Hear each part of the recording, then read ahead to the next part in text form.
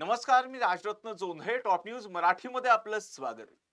Supreme कोर्टाने काही दिवसांपूर्वी एक महत्त्वाचा निर्णय दिला की स्थानिक स्वराज्य संस्थांच्या निवडणुका 4 महिन्याच्या आत घ्या. म्हणजे अर्थात सप्टेंबर महिन्यापूर्वी स्थानिक स्वराज्य संस्थांच्या निवडणुकी घ्या. आणि त्याच अनुषंगाने जर पाहिलं तर सर्वच राजकीय पक्ष हे जोरदार तयारीला लागलेले आहेत. आणि त्याच अनुषंगाने नुकतंच जर पाहिलं तर भारतीय जनता पक्षाने त्यांच्या 58 जिल्हाध्यक्षांच्या ज्या आहेत, जिल्हाध्यक्ष असतील किंवा शहराध्यक्ष असतील, त्यांच्या नियुक्त्या सुद्धा केलेल्या आहेत 36 जिल्ह्यांसाठी. आणि त्याच अनुषंगाने भारतीय जनता पक्षाने एक नवीन स्ट्रॅटर्जी आणलेली आहे, जी लोकसभेमध्ये त्यांनी वापरलेली होती उमेदवार निवडीची. ती स्ट्रॅटर्जी भारतीय जनता पक्ष आता स्थानिक स्वराज्य संस्थांच्या निवडणुकीमध्ये वापरणार आहे. आणि त्याच अनुषंगाने आजचा आपला चर्चेचा विषय आहे लोकसभेची रणनीती महापालिका निवडणुकीत दिग्गजांना टेन्शन आणणारी भाजपाची खेळी. आणि या चर्चेमध्ये माझ्यासोबत आहे माझा सहकारी संकेत देशपांडे. संकेत, भारतीय जनता पक्ष कायम धक्कातंत्राचा वापर करत आलेली आहे. आणि अर्थात जर पाहिलं तर निवडणुकीमध्ये, लोकसभा निवडणुकीमध्ये जी स्ट्रॅटर्जी वापरलेली होती ती स्ट्रॅटर्जी भारतीय जनता पक्ष आता स्थानिक स्वराज्य संस्थांच्या निवडणुकीमध्ये उमेदवार निवडीसाठी वापरणार आहे. नेमका काय प्रकार आहे? राजरत्न, जर आपण पाहिलं तर भारतीय जनता पार्टी नेहमीच 24/7 इलेक्शन मोड मध्ये राहणारी पार्टी आहे. म्हणजे आणि सातत्याने संघटनात्मक वेगवेगळे प्रयोग जे आहेत ते भाजपामध्ये केले जातात.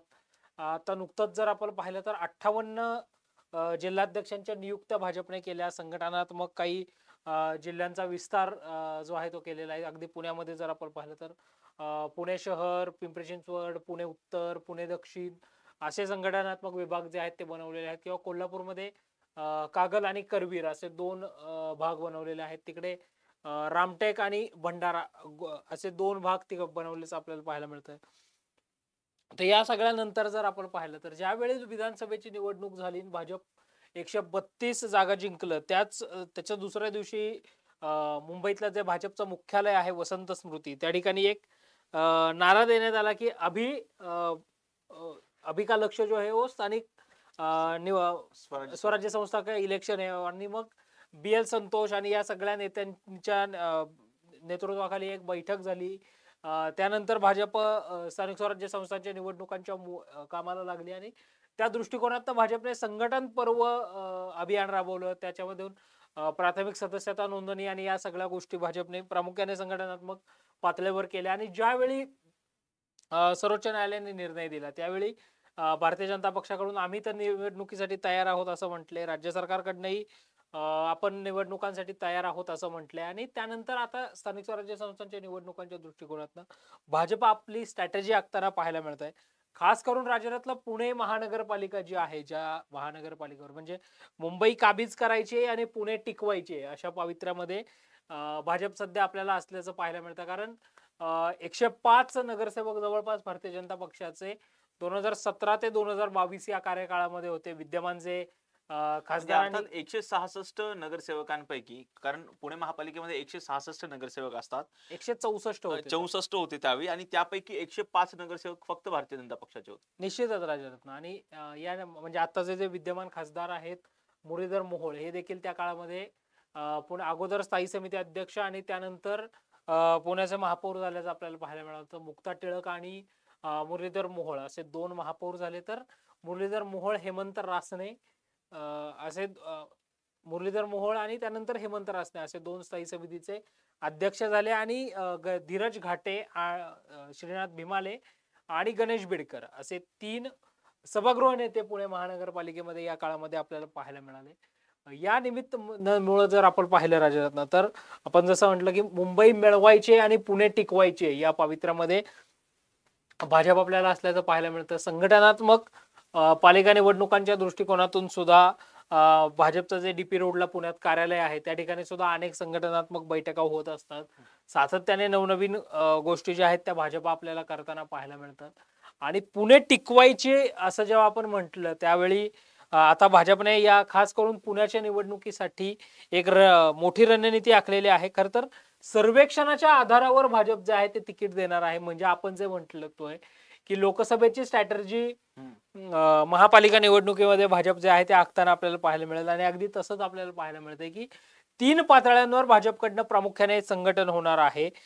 केंद्रीय, प्रदेश पातळी आणि संघटनात्मक पातळी अशा 3 पातळ्यांवर हे सर्वेक्षण होणार आहे. त्यामुळे जो इच्छुक आहे त्याला या सगळ्या 3 स्टेप मधनं राजरत्न जायचं आहे. मग त्याची जी आहे त्याची उमेदवारी त्या सगळ्या पातळीवर यशस्वी झाल्यानंतर मग त्याची उमेदवारी निश्चित म्हणजे मांडली. संकेत एक असं म्हणायचं की जे विद्यमान आमदार आहेत त्यांच्यावरती सुद्धा टांगती तलवार आहे म्हणायचं. विद्यमान जे नगरसेवक होते नगरसेवक त्यांच्यावर आहेत त्यांच्यावरती सुद्धा. निश्चित राजरत्न याच्यामध्ये जर भाजप कडनं आपण पाहिलं तर नव्या चेहऱ्यांना संधी सुद्धा भाजप देण्याच्या पवित्र्यामध्ये आहे आणि त्या दृष्टिकोनातून सुद्धा तयारी जी आहे ती भाजप करताना आपल्याला पाहायला मिळते. प्रामुख्याने राजरत्न आपण जसं म्हणत होतो तसं केंद्रीय, प्रदेश आणि संघटनात्मक अशा 3 पातळ्यांवर सर्वेक्षण झाल्यानंतर मग उमेदवारी जी आहे ती उमेदवाराची निश्चित केली जाणार आहे आणि ह्याच सर्वेक्षणाच्या आधारावर विधानसभा आणि लोकसभेची उमेदवारी देखील निश्चित करण्यात आली होती आणि याचाच फॉर्म्युला जो आहे तो भाजपकडनं आता पुणे महानगरपालिकेच्या निवडणुकीसाठी खास करून आखला जाणार आहे. अर्थातच सगळ्याच महानगरपालिकांमध्ये भाजप याच आधारावर निर्णय जो आहे तो घेताना पाहायला मिळेल. मात्र प्रामुख्याने फोकस हा पुणे महानगरपालिकेवर असल्याचं आपल्याला पाहायला मिळतं. कारण राजरत्न जर आपण पाहिलं तर मुंबई नंतर सर्वाधिक मोठा असलेली महापालिका कोणती आहे तर ती अर्थातच पुणे महानगरपालिका आहे.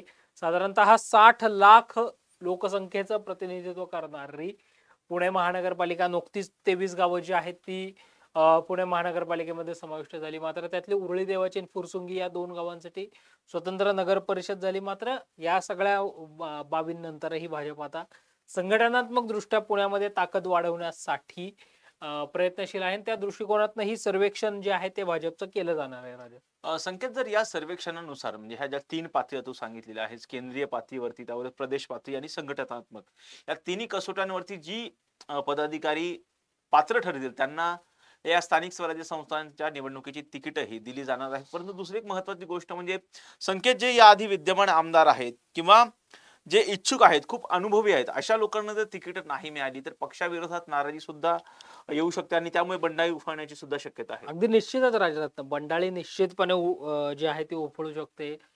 कारण या सगळ्यामध्ये जर आपण पाहिलं तर सर्वेक्षणाच्या आधारावर जेव्हा भाजप निवडणुकीचा फैसला करणार असं म्हणतं किंवा तिकीट वाटपाचा फैसला करणार असं म्हणतं त्यावेळी राजरत्न अर्थातच काही दिग्गजांची तिकीट सुद्धा कापली जाण्याची शक्यता आहे. म्हणजे आपण इकडे पाहिलं लोकसभेला की गोपाळ शेट्टींचं तिकीट कापून पियुष गोयलांना तिकीट दिलं होतं.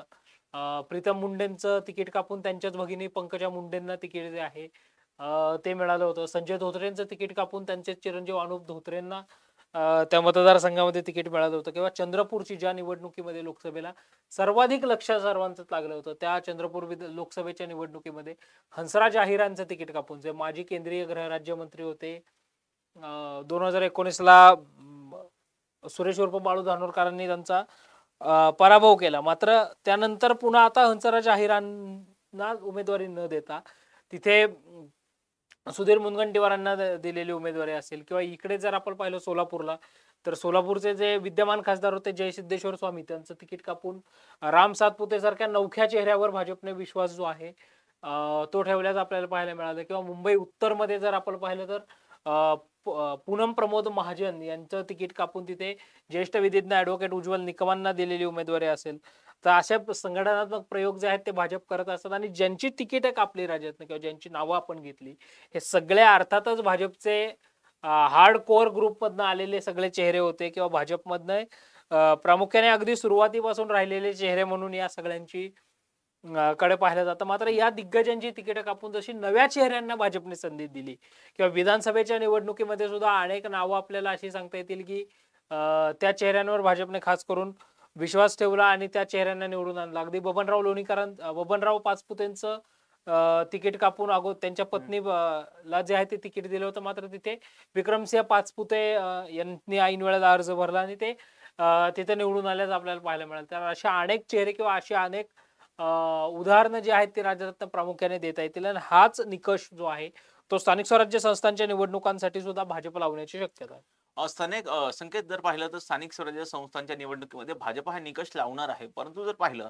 तर ज्या ठिकाणी आता जर पाहिलं तर राज्यामधली परिस्थिती खूप वेगळी झालेली आहे. आधी भारतीय जनता पक्षानं पुणे महापालिकेच्या बाबतीमध्ये जर पाहिलं झालं संकेत तर स्वतंत्रपणे निवडणुका लढवल्या होत्या. त्यामुळे त्यांना 105 जागा मिळाल्या आणि त्यानंतर त्यांनी अर्थात महापालिकेमध्ये स्वतःची सत्ता स्थापन केली. परंतु आता परिस्थिती बघितली तर आता शिवसेना शिंदे गट हा अर्थात महायुतीचा घटक पक्ष राहिलेला आहे. जर दुसऱ्या बाजूला पाहिलं तर अजित पवार यांचा राष्ट्रवादी काँग्रेस पक्ष सुद्धा महायुतीचा घटक आहे. त्यामुळे हे तिघांनी मिळून अलायन्स करून स्थानिक स्वराज्य संस्थांच्या निवडणुकीमध्ये पुढे जाणार असं जर नेते जरी सांगत असतील, तर स्थानिक पातळीवरती परिस्थिती खूप वेगळी आहे. जर आता नुकतंच एक पुण्याच्या बाबतीमध्ये सांगायचं झालं तर धीरज घाटे यांनी एक विधान केलेलं होतं की 105 जागा सोडून आम्ही चर्चा करणार. अगदी निश्चितच राजरत्न, ज्यावेळी धीरज घाटेंचे हे सगळं विधान येत होतं त्यावेळी राज्याचे मुख्यमंत्री देवेंद्र फडणवीस आणि उपमुख्यमंत्री एकनाथ शिंदेंनी स्टेटमेंट दिलं की स्थानिक स्वराज्य संस्था आम्ही महायुती म्हणूनच लढू. मुंबई म्हणून सुरुवातीला आपण सगळे एकत्र लढू, महायुती म्हणून एकत्र लढू अशी चर्चा झालेली आहे. आणि देवेंद्र फडणवीसांनी एक वाक्य असं देखील राजरत्न वापरलं की जिथं एकत्र येणं शक्यच नाही तिथे म्युच्युअल अंडरस्टँडिंगने निर्णय घेतला जाईल आणि मग आम्ही एकत्र जे आहेत ते निवडणुकांच्या बाबतीमध्ये निर्णय घेऊ प्रामुख्याने. पुण्यामध्ये जर राजरत्न आपण पाहिलं तर पुण्यामध्ये भाजपचे अर्थातच 105 आमदार आहेत. राष्ट्रवादीची मोठी ताकद आहे.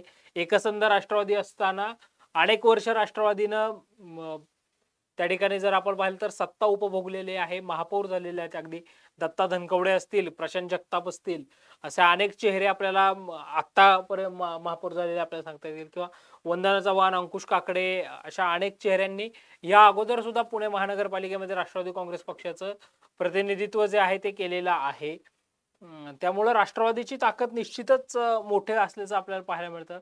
शिवसेना ही काही काळ अगदी सक्रिय होती पुणे महानगरपालिकेमध्ये. मात्र नंतरच्या काळात जर आपण पाहिलं अगदी 2017ला सुद्धा 10च नगरसेवक शिवसेनेचे राजरत्न निवडून आले.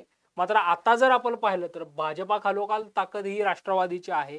त्यामुळे अर्थातच पुणे शहरासाठी सगळ्यांचंच लक्ष जे आहे ते लागल्याचं आपल्याला पाहायला मिळतं. आता जर आपण पाहिलं शिवसेनेच्या बाबतीमध्ये तर ज्यावेळी शिवसेनेची 2 शकलं झाली त्यावेळी प्रमोद उर्फ नाना भानगिरे वगळता यांचा अपवाद सोडला तर बाकी काही जण एकनाथ शिंदे उद्धव ठाकरेंसोबत आपल्याला राहिल्याचं पाहायला मिळालं होतं. मात्र त्यानंतर जर आपण पाहिलं तर आता 5 नगरसेवकांनी जवळपास भारतीय जनता पक्षामध्ये प्रवेश जो आहे तो केलेला आहे. त्यामुळे भाजपची ताकद पुणे शहरामध्ये निश्चित वाढल्याचं आपल्याला पाहायला मिळतंय. नाना भानगिरे तिकडे आहेत. रवींद्र धंगेकरांनी पुणे महानगरपालिकेमध्ये अनेक वर्ष काम केलं. 2023ला ते कसब्यातनं आमदार म्हणून सुद्धा. संकेत, एक दुसरी एक महत्वाची गोष्ट म्हणजे असा प्रश्न निर्माण होतोय, हे तिन्ही पक्ष जर एकत्रित आले, ज्या पक्षाचा उमेदवार अर्थात या आधी जर पाहिलं तर ह्या पक्षांनी एकमेकांच्या विरोधात निवडणुका लढवलेल्या आहेत, अशावेळी जो उमेदवार थोडक्या मताने पराभूत झालेला आहे, निश्चितपणे आता जर विद्यमान आमदारांचा जर आपण निकष लावला की जो आधी निवडून आलेला आहे त्यालाच आम्ही तिकीट देणार, निश्चितपणे तो दुसरा उमेदवार आहे दुसऱ्या क्रमांकाचा, त्याला तिकीट मिळणारच नाहीये. आणि अनेक अशा लढती आहेत ज्या की भाजप आणि राष्ट्रवादी काँग्रेस पक्षामध्ये झालेल्या आहेत. अशा वेळी पक्षांमध्ये सर्वच हे पक्ष आहेत, विशेषतः जर आपण पाहिलं तर महायुतीमधले जे घटक पक्ष आहेत त्यांच्यामध्ये बंडाची शक्यता जरा अधिक वाटते. निश्चितच राजरत्न, महायुतीमध्ये जर आपण पाहिलं तर बंड म्हणून किंवा बंडाच्या पावित्र्यामध्ये अनेक नेते किंवा अनेक चेहरे जे आहेत ते असू शकतात तिकीट वाटप आणि या सगळ्यानंतर. कारण निवडणुका म्हटलं की या सगळ्या गोष्टी ज्या आहेत त्या होतानाच आपल्याला पाहायला मिळतात. त्यामुळे जर आपण पाहिलं तर पुणे महानगरपालिकेमध्ये अनेक पुणे किंवा आजूबाजूच्या अन्य महानगरपालिकांमध्ये सुद्धा अनेकांची बंडाळी जी आहे ती उफळू शकते. प्रामुख्याने जर असा निर्णय झाला की महायुती म्हणून, आता धीरज घाटे तर म्हटलेले आहेत 105 जागा आमच्या, मग जर आपण पाहिलं तर 166 एक प्रभाग जो आहे तो वाढणार आहे. म्हणजे 4 नगरसेवकांची संख्या केवळ राज्यात आपल्याला वाढताना पुणे महानगरपालिकेमध्ये पाहायला मिळणार आहेत. मग जर आपण 105 वगळले तर उरतात फक्त 60 जागा.